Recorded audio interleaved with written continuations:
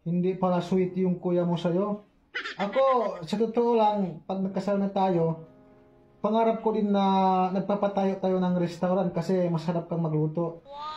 Tapos, pag nagka-restaurant na tayo, gusto ko ako yung sa ulam, tapos ikaw yung sa dessert. Sa dessert? Bakit naman ako yung nasa dessert? Wala naman dessert dito sa Pilipinas. Sa Saudi meron. Ang ayaw nun. Ayaw ko sa dessert. Hindi, joke lang, syempre. Kasi ikaw yung mga magaling sa mga sukat na sukat eh. Alam mo, yung mga galawan pag nasa kusina. Magaling talaga ako sa lahat-lahat. Sukat na sukat ko lahat ng mga gawaing bahay. Pati nga sa kwar. Magaling ako.